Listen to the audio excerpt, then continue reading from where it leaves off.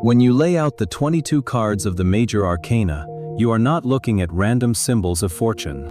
You are looking at a mapped architecture of human consciousness.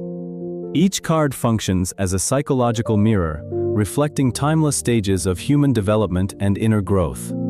Swiss psychologist Carl Jung described archetypes as inherited patterns of thought residing deep within the collective unconscious. Long before modern psychology codified these inner structures, Renaissance illustrators captured them in visual keys. The journey begins with card 0, the Fool, standing at the very edge of a high cliff. The Fool represents pure potential, unburdened by past regrets or future anxieties.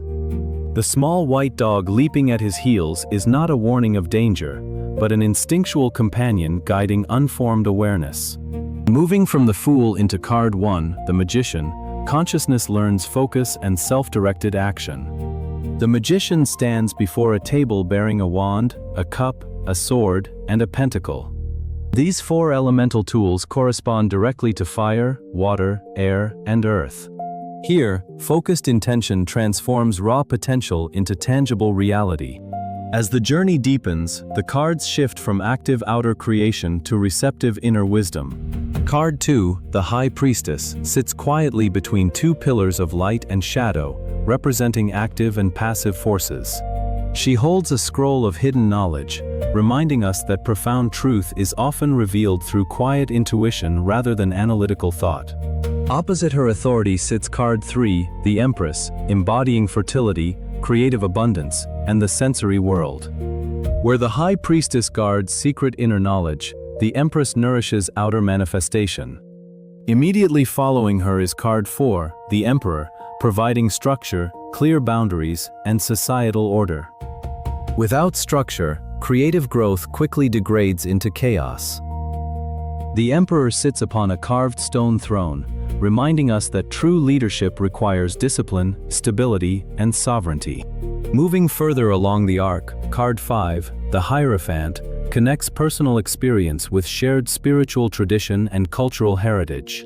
He acts as a formal bridge between sacred mystery and structured guidance, showing how wisdom is preserved across generations. Soon after, card 6, the Lovers, introduces the archetype of conscious alignment and personal choice. It is not merely about romantic partnership, but about aligning personal values with deep commitment.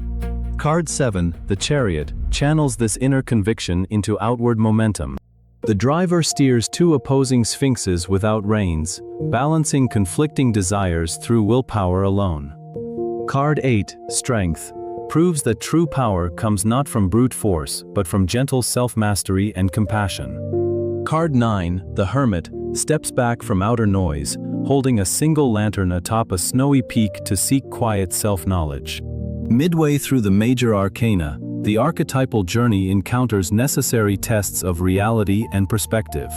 Card 10, the Wheel of Fortune, turns relentlessly, reminding us of the impersonal cycles of change and timing.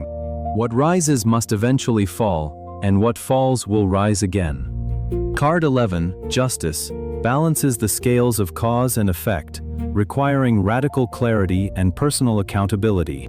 This movement leads directly to card 12, the Hanged Man, who hangs suspended upside down from a living wooden gallows. His position is not one of suffering or defeat, but of intentional surrender.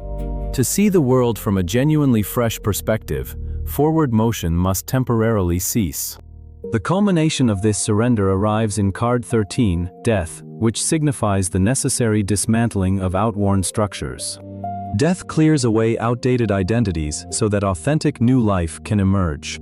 Following the breakdown of old structures comes the delicate process of integration and healing. Card 14, Temperance, carefully pours water between two golden vessels, blending opposing forces to restore internal harmony.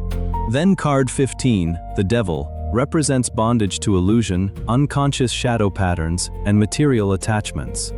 Yet the iron chains around the figures in card 15 are surprisingly loose, showing that self-imposed limitations remain binding only as long as we believe in them. When those lingering illusions crack, card 16, the Tower, strikes. Sudden lightning shatters the crown of false security, scattering hollow pride. Though terrifying, the tower clears away structural illusions that no longer serve absolute truth. From the smoldering ruins of the tower rises card 17, the star, pouring fresh water upon land and sea beneath a night sky. The star brings quiet hope, deep healing, and renewed faith. The final leg of the Major Arcana bridges darkness and light into complete wholeness and integration. Card 18, the moon, navigates the murky waters of subconscious emotion, where wild wolves howl at illusions in the night. Card 19, the sun, breaks through with radiant warmth, illuminating reality with childlike clarity and joy. Card 20, judgment, calls for self-reckoning, awakening, and answered purpose. Finally, card 21, the world, completes the grand cycle. A victorious figure dances within a laurel wreath, surrounded by the 4 archetypal keepers of wisdom. The fool who started with nothing has traveled through every threshold of human experience, arriving at total psychological integration. Understanding these 22 cards is not about predicting tomorrow or reading magical fortunes. It is about understanding the timeless architecture of who you are right now. Take a quiet moment today to reflect on which archetype you are currently walking through.